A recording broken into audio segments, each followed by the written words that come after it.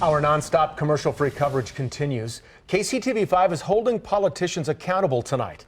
Parents of sick kids asked our investigative team to help them find answers. And they want to know, how do lawmakers pass a law, congratulate themselves, and then nothing happens? Investigative reporter Angie Racono looks at broken promises and the families who ultimately pay the price. This is Turner and Beckett, and both of these kids need this special formula to survive. It's expensive. Politicians promised to help these families. That was 16 months ago. At the very least, it's very frustrating. Chris McDaniel plays with his sons, wondering what went wrong. What's going on? You know, you sign this bill into law, now nothing's happening. No, that's not too bad, Dad. Here's Turner and Bennett. People mistake them for twins because they are the same size.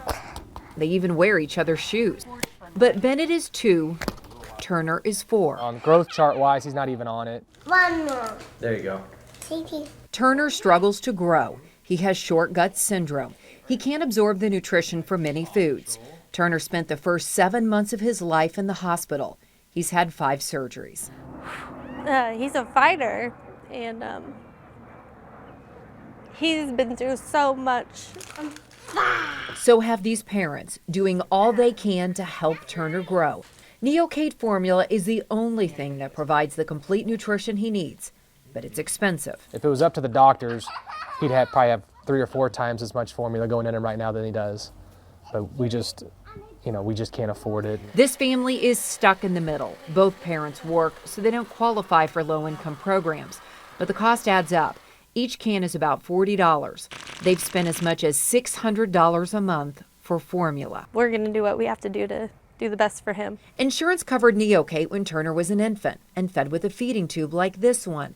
But when he could swallow the formula, insurance coverage ended. The McDaniels and their doctors fought the insurance company and lost. And then came hope. Missouri Senate Bill 354. Oh, we were extremely hopeful. After we heard that, we thought, there's half our mortgage a month. Bill 354 requires the state to pay for Neocate and other elemental formulas for children with rare medical conditions. Turner's family had hope. This saved our child's life. So did this one. Meet 3-year-old Beckett.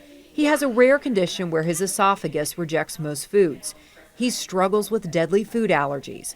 So there are pricey EpiPens and expensive formula. When we first got moved to it, my husband worked 3 jobs so that we could afford formula alone. Beckett was consuming $800 in Neocate every month.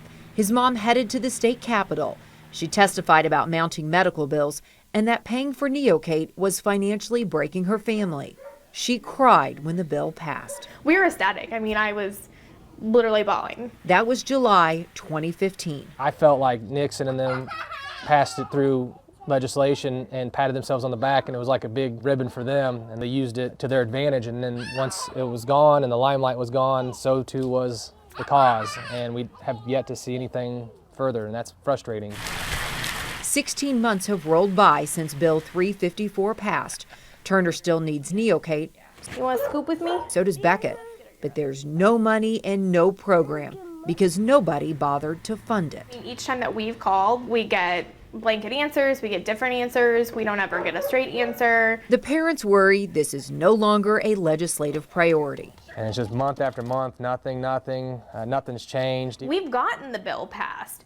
Now we're just stuck.